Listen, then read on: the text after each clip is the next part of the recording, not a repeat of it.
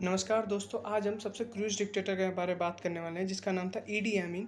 ये उगांडा में पैदा हुआ था 1924 और 1925 में। ये जहाँ पैदा हुआ था वहाँ की ट्राइब थी ककूरा। जो जनजाति थी उस ट्राइब का नाम था ककूरा। और ये नेचर से भी जुड़ी हुई थी और ख़तरनाक भी बहुत ज़्यादा थी। इस ट्राइब के साथ जुड़ने में ये खतरनाकपन इसके अंदर शुरू से ही था। इसको एजुकेशन नहीं मिली, चौथी से इसे निकाल दिए गए थे क्योंकि इसके मदर जो फादर थे वो अलग हो गए थे। तो ये जब बड़ा हुआ 20 साल की या 21 साल की उम्र में इसने ब्रिटिश आर्मी फ़ोर्स जॉइन कर ली क्योंकि ब्रिटिश ने यहाँ पे कब्ज़ा कर रखा था। और यहाँ पे ब्रिटिश चाहते थे अफ्रीकन पे दबदबा बनाना। तो दबदबा बनाने के लिए जो ईडी अमीन था यहाँ जॉइन होने के बाद ये जो अफ्रीकन थे इनको ही मारने लग गया, बहुत गंदी तरह इनको ज़मीन में दफनाने लग गया।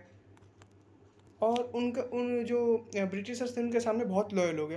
तो 1962 में जाके इसने अपनी लॉयल्टी प्रूव करी और ब्रिटिशर्स ने इसे हाईएस्ट रैंक दे दी मिलिट्री की। और इसके बाद इसको आगे चल के एक दोस्त भी मिला जिसका नाम था मिल्टन ओबोटे। इसको भी मिलिट्री की हाईएस्ट रैंक मिली हुई थी। ये भी दोनों दोस्त बन गए और ये दोनों ही ऐसी तंग करते थे अफ्रीकन को। उनकी ही कंट्री थी पर वहाँ बड़े घिनता से उनको करा जाता था। और आगे चल के इन्होंने गोल्ड स्मगलिंग भी करने लग गई, जो कैफिन थी इसे भी स्मगलिंग करने लग गई, जो कि ब्रिटिशर थी। इसके बाद इन्होंने जाके ये सब इनको ब्रिटिशर को पता नहीं चला, लेकिन जब पता चला, जब इंडिपेंडेंस को मिलने वाली थी 1962 में, जब इनको इंडिपेंडेंस मिली, तो जो एडी नैमिन था उसे कमांडर ऑफ ऑल मिलिट्री बना दिया गया और जो उसका दोस्त था उसे प्रेसिडेंट ऑफ उगांडा बना दिया गया। उसके बाद जब वो आगे चलते गए, जो उनके पास उसके बाद पावर और मनी का उसके पास बहुत ज़्यादा परेशानी होने लगी। तो ईडी अमीन ने सोचा मैं अपने दोस्त को हाँ, कर दूंगा। तो ईडी अमीन ने अपनी मिलिट्री को तैयार करा, बहुत आगे उनको सारी मिलिट्री को तैयार करा। तो इसके बाद ये जो इसके दोस्त को पता लगा, उसने कमांडर की पोस्ट है ऑल की हटा के बस एक आर्मी दी। और उसका तो बहुत ज़्यादा गुस्सा हो गया। बस उसके दो मिशन थे, यूएस का प्रेसिडेंट बनना और इसके दोस्त को उसका जो पीपल थे वो उसने फिर दिमाग लगाया अब मैं कैसे कर सकता हूँ। उसके बाद जो अफ्रीकन पीपल थे उनके सामने अच्छा बनने लग गया, इनके साथ खेलने कूदने लग गया और इनकी जो जो प्रॉब्लम थी उन्हें सॉल्व करने लग गया। तो वहाँ पे एक एज अ हीरो रिप्रेजेंट हुआ वो उनके सामने। और उसके लोग लिए पागल भी रहते थे, बड़े पसंद करते थे उसे। उसके बाद इसने जब वो उसका दोस्त सिंगापुर में गया तो कुछ मीटिंग थी, तो उसने अपने आप को प्रेसिडेंट घोषित कर दिया। उसने कहा यहाँ पे मेरे दोस्त का जो साथ देगा उसको वो ख़त्म कर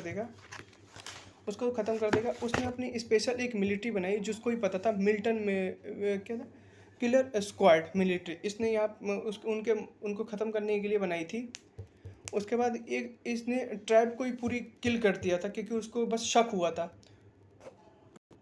उसके बाद ईडी अमीन को एक सपना है कि मैं पूरे गॉड की तरफ से कि मैं पूरे एशियन लोगों को ही जो थे इनको यहाँ से निकाल दूंगा, क्योंकि उसको लगा कि यहाँ पे ये लोग कब्जा कर सकते हैं। और वहाँ पे 60% इंडियंस थे और उनको वहाँ निकाल दिया गया। और जो वहाँ से नहीं निकले उनको वो मगरमच्छ को खिला देता था। कम से कम 4000 मगरमच्छों को उसने काट काट के खिलाया।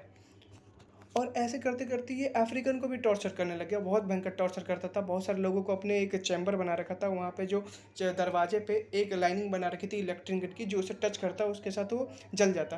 तो ऐसे उसने करा और कितने लोगों को मारा, लगभग उसने 5 लाख लोगों को ऐसे ही मारा था।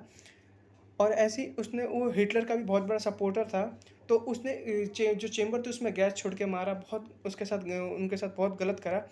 और कुछ पता चला कि उसकी बीवी और वहाँ पे वो जो वहाँ पे जो बॉडीज़ थी, वहाँ पे जाके वो सोता था, बहुत ज़्यादा घंटे करता था, किसी को नहीं पता था। लेकिन एक बार उसकी वाइफ़ ने देख लिया तो वहाँ पे जो बॉडीज़ थी वहाँ के कुछ ऑर्गन्स थे वो गायब थे।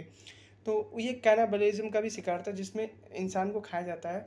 तो आगे चल के इसको साइकोपैथ की बीमारी भी थी। इसके डॉक्टर ने कहा कि तुमको साइफिल बीमारी, पर उसने इनकार कर दिया। आगे चल के इसने अपने पड़ोसी देशों पे हमला करा जहाँ से ये हारा। उसका दूसरे देशों में गया और वहाँ पे 2003 में ऑर्गन फेलियर की वजह से ये चला गया। ये इसकी स्टोरी थी जो कि बहुत घिनौनी थी। मैं कहूँगा आप इसे एक ही बार जानिए और इसके बारे में कम ही पढ़िए, बहुत घिनौनी स्टोरी थी ये।